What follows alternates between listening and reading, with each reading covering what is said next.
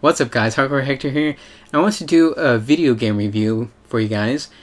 And I used to do these like a really long time ago, many years ago, and I wanted to try and get back into it, both in video form and written form. But with my video form, I wanted to kind of speak freely and, without scripts and stuff like that. So it's upsides and downsides. I speak from the heart and from my head and all that stuff. But of course my words won't be as solid and structured as well. So if you want something all, well written, then you can go to my website and hopefully I'll have a review written up by now. Maybe. We'll see. So today I'm going to be reviewing Battlefield Hardline, which I've been playing for the past 2 weeks about. I've been writing a guide for it on IGN, so that's why there aren't any videos here on my channel, because if I'm writing a guide over on IGN, I can't share videos here.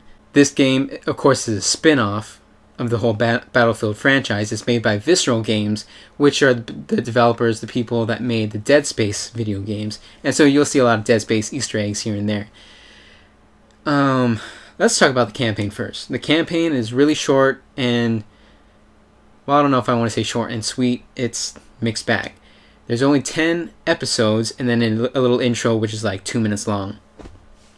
It is very cutscene heavy. You cannot skip the cutscenes, and if there weren't any cutscenes and you didn't go after the collectibles, then each episode would be about 5 minutes long probably. But since you can't skip the cutscenes, then you have to sit there, then the episodes are a little bit longer. And if you are the type of person that likes to collect a bunch of stuff for the achievements, then the episodes will go a little bit longer. And the collectibles aren't too bad.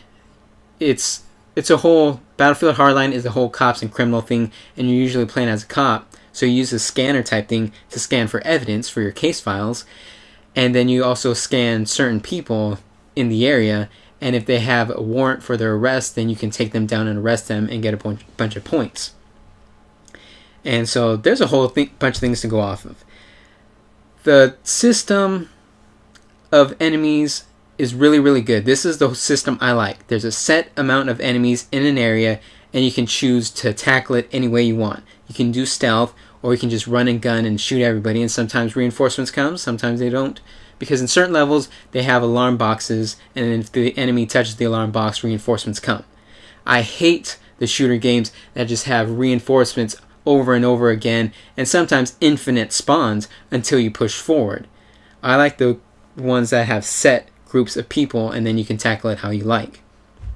So plus to that, the minus is the only way to get better weapons in the campaign is to do the whole play by the books, I'm a good cop way, which is going around sneaking and then flash a bag and say freeze, and then you go and arrest them. And it is incredibly boring.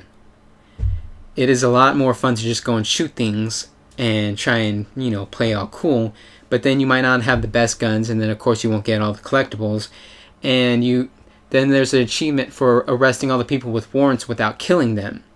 So even using a taser gun isn't good enough. You actually have to go in there and do the melee to arrest them. And if you alert all the other people, then you can't go in there and do the melee. You have to go in there and sneak and either flash your badge or just sneak and do the melee type takedown, which is really lame, but I don't know, that's just the system they came up with. There's only 15 levels though. 15 levels to level up in the campaign, and then in each level you get a battle pack for your multiplayer, which is good, and then you get new weapons to use in the campaign, because there's these little tactical gearboxes that you can interact with in each level, sometimes at the beginning, sometimes at the end, and then if you die, you can switch out your weapons too, and then you'll get different weapons, new attachments, and all that stuff to use. But another downside to that is you don't have any grenades at all. No tear gas, no flashbangs, no frag grenades, nothing like that. But at the same time, you have all these crazy sniper rifles, assault rifles, carbines, or carbines if you want to say it that way, SMGs, and then one light machine gun. And then you have all these different gadgets, like, the first aid kit, the ammo box, bulletproof vest type thingy, which doesn't seem to really help. Not all the time, I don't know. In the multiplayer it helps, but I'll talk about the multiplayer in a little bit. And so, upsides, downsides, campaign can be short or it can be long. different ways to play, but sometimes you're forced to do the really, really boring way in order to level up and all that stuff. So, and then the story is, it's alright. I'm not going to say, oh, this was the best story ever. Not even better than Bad Company. Definitely not. Bad Company 1 and 2, those were pretty cinematic-like, and this was kind of like a cop TV drama type thing, and it was really, really predictable, in my opinion. I played like the first episode, and I was like, this is what's going to happen later on, and I was halfway right. I'm not going to say, oh, I was totally right. I totally guessed the ending. I was just kind of partially right here and there. And so, story, it's alright. And then a lot of levels aren't fully linear, because sometimes you have an objective that you have to get to, but sometimes you can go around this whole area and like get the collectibles or play a certain way, go a certain path on the way to the objective, or you can just go straight down the middle and not do any of that collectible objective, side objective BS. But some levels are completely linear, and you pretty much have to go this certain way, or you pretty much will die or something. I don't know. The multiplayer, it is the smallest team map-based Battlefield game you will probably ever play. Well, that I've personally ever played. I played 1942, I played Bad Company 1 and 2, I played Battlefield 3, Battlefield 4, and now Hardline. So I haven't played, like, I think it was Modern Combat, Battlefield 2 Modern Combat or something on the consoles. I haven't played 2142. I played 1943 though. But this Battlefield Hardline has the smallest maps of all the Battlefield games that I've played. Some maps don't have any vehicles in any game mode, and the destruction is extremely limited. Like, Bad Company 2 had the best destruction out of all the Battlefield games I've played. You can blow up pretty much any building. Battlefield 3 and Battlefield 4 reduced it a little bit, but it was still pretty good. Battlefield Hardline, you have a lot less explosive equipment, and even the explosive equipment you have, you still can't blow holes in a lot of buildings. Only very select buildings you can blow up or blow holes into, which is really, really disappointing. The weapons, they feel really nice, but some of them feel pretty overpowered in my opinion. Definitely the K-10, which is pretty much that super crisp vector gun or whatever. It has a massive rate of fire, and the damage is still pretty damn high. And if you go up against that in a close quartered range, there's no way you'll win. You will always die by that weapon. And then even in medium range, it's still pretty good against like assault rifles and carbines and stuff. Classes are still Operator, which was, the medic before. Well, they're the same basic classes, they just have new names. Operator, Mechanic, Enforcer, and Professional. Operator has assault rifles and carbines, and then the medic kits and defibrillators and all that stuff. Mechanic has carbines, or not carbines, SMGs and PDWs, personal defense weapons. And then they have like anti-vehicle type weapons, and then they're the ones that have the bulletproof vest type thing. And then they have the mobile spawn point, which is called a satellite phone. Then there's the Enforcer, which has shotguns and battle rifles, and then they have like breaching charges, ballistic shield, stuff like that. So they don't have light machine guns like the older games. Then there's the Professional, which has sniper rifles, which are semi-auto and bolt-action sniper rifles. They have laser trip mines and cameras and stuff like that. Decoy sound thingies. And the unlocks are really, really crazy. I kind of like how there's only certain weapons for certain groups. Like, I didn't like how, like, back in the old days in Call of Duty, I know this is Battlefield, not Call of Duty, and Battlefield came before Call of Duty. Just let me explain my point. Back in the old days of Call of Duty, it was like World War II, Nazis versus Americans. Nazis always had a certain type of weapons, which are the Nazi weapons, and the Americans had the American weapons. And then as the newer Call of Duties came out, they're just like, here's all the weapons, choose whatever you like in your loadout. And Battlefield games have been doing that for the past couple things. Sometimes they have one gun on a certain faction and one gun on another faction. But in Hardline, they have guns that are limited to one faction or another. But the very first gun you start out with goes on both factions. And then there's one special unlock that can go to both factions. The whole system in Battlefield Hardline for the scoring is all cash. It still goes a little bit to scoring, but not exactly. Let me try and explain. Okay, so you go do an objective, you get points. Like, let's say you get 500 points. You also get 500 cash. So the points go towards your rank, and in your rank you just unlock more battle packs. But then there's also vehicle score. So if you do something in a vehicle, like there aren't any tanks or jets. Like if you do something in a helicopter, you get 500 points. It goes 500 points to the helicopter in vehicle score, and you still get 500 cash. Now you use that cash to buy weapons, attachments, gadgets, grenades, and vehicle upgrades. But in order to get attachments, in order to buy attachments, you have to first purchase the weapon, then get a certain amount of kills with that weapon. With assault rifles, you have to get 20 kills before you can buy any optic, and then like 50 kills before you can buy accessories, and then like 70, and then 90 for like the barrel and some other attachment. I don't know. I think it's grip. Barrel and grip. And so you basically have to get 90 kills before you can buy any attachment, which is really, really stupid in my opinion. I think it would have been great if you can buy any weapon and then buy any attachment and just do it like that. That would have been awesome, but apparently they didn't do it that way. And then with vehicle upgrades, you have to get a set vehicle score before you can buy certain upgrades, which again is stupid. Stupid in my opinion. And then there's special weapon unlocks that are only unlocked by completing certain assignments. There's the special sidearms, because each class has their own special sidearms. I believe operator has light pistols, mechanic has revolvers, enforcer has heavy pistols, and professional has machine pistols.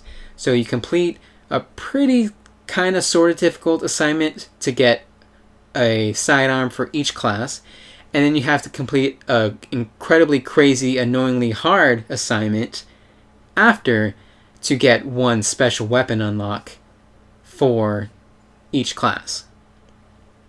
And then if you want to use the weapon for the other class, like the M16A3 is only for the cop class, not the criminal class. So you can buy it for the cop class. Then you have to get, I believe it was 125 kills or 100 and something kills you have to make with the M16A3 while as a cop. Once you've done that, it becomes available in the criminal class, and then you have to spend $50,000 in order to buy it for the criminal class. That's how it is with all guns. If you want to use it in the other faction, you have to get a set amount of kills and then purchase it for $50,000. So with all that money that you can spend, I think it would have been better to not do all those special crazy unlocks and making it super complicated before you can purchase all the stuff. I think you should have just left everything open and available, even raised the prices if you wanted to, and then just let us purchase whatever we wanted. But instead, they had to make us go through all these hoops, jump through all these hoops before we can buy the stuff. And then we got the battle packs. At this time, you can't purchase battle packs with real money like you could in past Battlefield games. You just earn them through like certain scores and ranking up enough times, shooting enough people with your gun and all that stuff like that. And then there's bronze, silver, and gold battle packs. Oh yeah, and you can buy them with the in-game cash, just not real cash. You can get vouchers for attachments, like you get an extended mag attachment or voucher. You can use that on any weapon that can use extended mags. So if like an assault rifle has an extended mags unlock and you get a voucher, you can use it without having to reach the set kill score and purchase it and all that. And then for the boosts, well, let me just say that's a cool thing. But the boosts, they messed it up. Before they had, 25% experience boost, 50, 75, 100%, I think even 200% experience boost in Battlefield 4. In Battlefield Hardline, they have 25, 50, 75, and 100, but only on certain things like objective boosts, kill boosts, assist boosts, vehicle boosts, and then you have to apply it to a certain class. So, I want to use the objective boost. I apply it to the operator class. I get objective boost on the operator class. I don't get it in the mechanic class. So they made it extremely annoying that way and split it all up for some stupid reason. And each boost lasts about 30 minutes long. And you can sell them, but for the in-game cash. But like 25% boost only gives you $25. 50% boost, $50, which is ridiculous because each kill is 100 points or $100. And you're selling these experience boosts. It should be worth a lot more money than $100 for 100%, which is a double XP boost.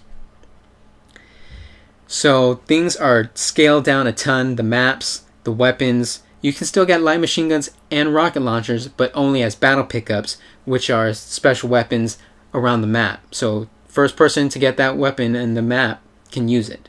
And then it's only limited ammo. I'm not sure if you can... like somebody throw down an ammo box and then you get more ammo. I wonder. But and then the grenades, there are pretty varied grenades, flashbangs, gas grenade, incendiary grenades, regular frag grenade, and then there's no C4, but there's breaching charges, which is basically the same thing as C4. You can still blow up cars with them. Vehicles have been reduced. There's just 4-door sedan type thing, and then the coupe, which is like a muscle car. Then there's kind of heavily armored vehicles, which are still 4-wheel vehicles. Then there's attack helicopters and transport helicopters, and then there's motorcycles, and then a gunboat. All of the vehicles except for like the heavy armored ground vehicles can be shot and damaged by any weapon, even pistols, which is pretty stupid in my opinion, but whatever. I guess they want to try and make it balanced. So there's no tanks, and then vehicles aren't even on every map in game mode. Oh, and then speaking of game modes, there are a ton of different game modes out there. There's brand new game modes like Hotwire, which is pretty much mobile conquest, and of course there's regular conquest. There's team deathmatch, and then there's new competitive game modes like Rescue and Crosshair, which is no respawns, and first one to like kill a VIP, first one to get the hostages. So there are a lot of cool game modes, but the maps are really small and the destruction is very limited. So plus and minuses on all that, I guess you can say. I'm going way into depth into this, but it's a review of the game, I guess you can say. A lot of people just want to say their own opinion, but I'm actually laying out everything in the games in this review. So I don't know if that's helpful to everybody, but I hope it is, in case you want to buy it. So that's pretty much it, I guess. I don't want to say a score. I think scores are stupid and overrated. Can you still rent video games? I don't want to say pass this game up. I don't want to say buy this game. This is definitely an in-between type game. There's a lot of positives, a lot of negatives. It's a complete spin-off games, cops and robbers, scaled down, plus and minuses, all that. And while I believe Origin has this system, EA's video games distribution, Origin, that you can buy a digital video game, and if you don't like it after like 24 hours, you can ask for a refund. So definitely check that out. And if you like the game, stick with it. If you don't, ask for a refund. Because I think this game is pretty good. There are a lot of pretty good advantages that you don't see in shooters anymore, or that often. But then there are a lot of downsides, and it is really, really tough. Battlefield Hardline is a game that I have not come across that I've been this much on the fence in so long. I'm usually for a game or against a game, but this one is right down the middle. I cannot give a straight judgment. All I can say is rent it, try it out at a friend's house. If you like it, you like it. If you don't, you don't. That's how right down the middle this game is. So sorry about going for so long, but that's what happens when you go unscripted and off the top of your head and all that stuff. So if you want something more focused, you can go check out my website, and hopefully I have a review up by now I'll put a link in the description box. And that's it, I guess. Subscribe to my channel and like this video if you liked it. Subscribe to my channel if you want to see more video game related videos. I plan to do more reviews, more gameplay videos, because I'm not going to do more guides for IGN, so that means all my gameplay and guides and stuff are going to be all on this channel. So definitely subscribe if you want to see more of that.